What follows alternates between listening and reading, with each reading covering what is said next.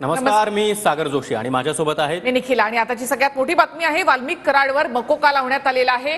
हत्या प्रकरणामध्ये त्याचा ताबा द्या अशी सीआयडीनं कोर्टाकडे यासाठी अर्ज केलेला आहे। तर एसआयटीनं कराडला मकोका कोर्टात नेलेला आहे। वाल्मिक कराडवर हत्येचा कट रचल्याचा आरोप आता एसआयटीनं केला आहे। एसआयटीनं वाल्मिक कराड याचा ताबा मिळवण्यासाठी म्हणून आता अर्ज केलेला आहे आणि कोर्टामध्ये यावर सुनावणी झाली आहे। काही वेळातच यावर निर्णय अपेक्षित आणि त्यानंतर उद्या वाल्मिक कराडला मकोका कोर्टामध्ये हजर केलं जाईल। तर दुसरीकडे वाल्मिक कराडवर मकोका लागल्यानंतर परळीमध्ये कराड समर्थकांकडून बंद पाळण्यात आलेला आहे। सर्व बाजारपेठा बंद करण्यात आल्या। तर दुसरीकडे आपण पाहतोय की परळी पोलीस ठाण्याबाहेर कराड समर्थक हे आक्रमक बनलेले आहेत। सकाळपासूनच त्यांचं ठिय्या आंदोलन सुरू आहे। तर कराडवर मकोका लागल्यानंतर त्याचे समर्थक आक्रमक झाले। कराडवर मकोका लागल्यानंतर पुढच्या 10 मिनिटातच परळी शहर बंद करण्यात आलेलं आहे। तर कराड समर्थकांनी परळीमध्ये ठिय्या दिलाय। कराडचे नातेवाईक या ठिकाणी ठिय्या देऊन बसलेत। वाल्मिक कराड याच्या आई देखील या आंदोलनामध्ये आहे, ठिय्या देऊन बसली। सकाळी 11 वाजल्यापासून हे आंदोलन या ठिकाणी सुरू आहे। थेट आपण कोर्टामधल्या माहितीसाठी जाऊयात आमचे प्रतिनिधी सागर सुरवसे यांच्याकडे। सागर, आता नेमकं कोर्टामध्ये काय सुरू आहे? त्याचा ताबा एसआयटीनं मागितलेला आहे।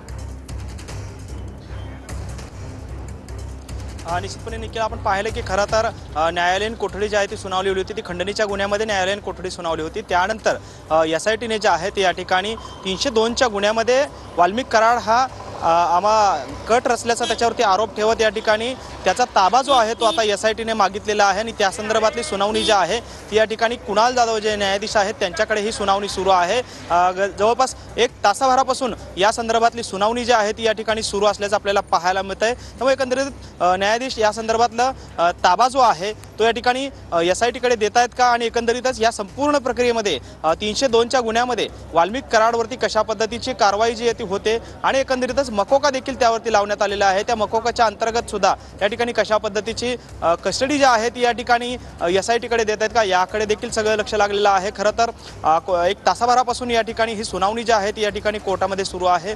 काही वेळातच ही सुनावणी जी आहे ती संपण्याची शक्यता आहे।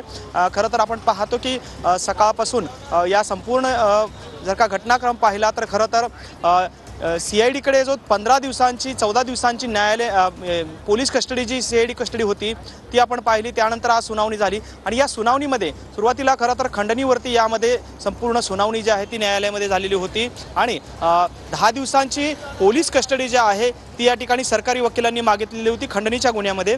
मात्र खंडणीच्या गुन्ह्यामध्ये या ठिकाणी 14 दिवसांची न्यायालयीन कोठडी जी आहे ती वाल्मिक कराडला सुनावण्यात आली। त्यानंतर मात्र खरं तर एसआयटीने जो आहे तो मास्टर स्ट्रोक देत या ठिकाणी एसआयटीनं वाल्मिक कराडवरती मकोका जो आहे तो मकोका अंतर्गत कारवाई करण्यात आलेली आहे। त्याचबरोबरीनं गेल्या 8-10 दिवसापासून ज्या पद्धतीने एसआयटीचा तपास सुरू आहे त्यामध्ये काही पुरावे जे आहेत ते त्यांनी गोळा केल्याची शक्यता आहे आणि त्याच आधारावरती 302 म्हणजेच संतोष देशमुख यांच्या हत्येमध्ये वाल्मिक कराड याने देखील कट रचलाय का या संदर्भातला दावा जो आहे तो एसआयटीकडून न्यायाधीशांकडे करण्यात आलेला आहे। सेशन कोर्टामध्ये ही सुनावणी सुरू आहे आणि त्याच अनुषंगाने या ठिकाणी आता वाल्मिक कराडला एसआयटीकडे ताबा दिला जातो का वाल्मिक कराडचा यावरती खरं तर ही सुनावणी सुरू आहे आणि या सुनावणीमधून खरं तर संपूर्ण राज्याचं लक्ष लागलेलं आहे की कशा पद्धतीचं पुढचं पाऊल जे आहे ते कोर्ट उचलते आणि आपण पाहिलं की खरं तर एसआयटीने ज्या पद्धतीने या संपूर्ण प्रक्रियेमध्ये त्यांची भूमिका जी आहे ती अतिशय चपकलपणे या ठिकाणी भूमिका घेतलेली आपल्याला पाहायला मिळालं। कारण सुरुवातीला खंडणीचा संपूर्ण सुनावणी झाली आणि त्यानंतर या ठिकाणी आता 302च्या मध्ये या ठिकाणी हा वाल्मिक कराडचा देखील एकंदरीतच सहभाग असल्याचा दावा जो आहे तो एसआयटीकडून करण्यात आलेला आहे आणि त्या संदर्भातली सुनावणी आहे। आपण पाहतो या ठिकाणी ही सुनावणी जी आहे